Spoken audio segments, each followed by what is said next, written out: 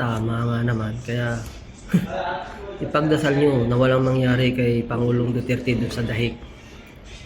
Mga walang, ay nako, maghintay-hintay kayo. Lalong-lalo na itong si PBBM at itong mga congressman na to at itong iilan na senador na to at lalong-lalo na itong si Tory, si Trililing. Is pa yan, si Trililing. Si Castro. Nako po. Dasal-dasal kayo. Nako, malapit na ang karma nyo. Nako po, sinasabi ko sa inyo. Kung ako kay Bibi Sara, kay Basti, kay Pulong. Nako po. Nako. Diyos ko. Watch out na yan lahat ng maging gumanda ang Pilipinas sa henerasyon. Naku, kawawa ang ating magiging kaapu-apuhan at magiging anak ng ating mga anak sa mga tao yan.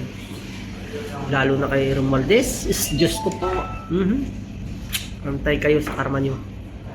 God bless to all. Mag-iingat po tayo sa panahong ito at malala po ang administrasyon ito. Mga bangag na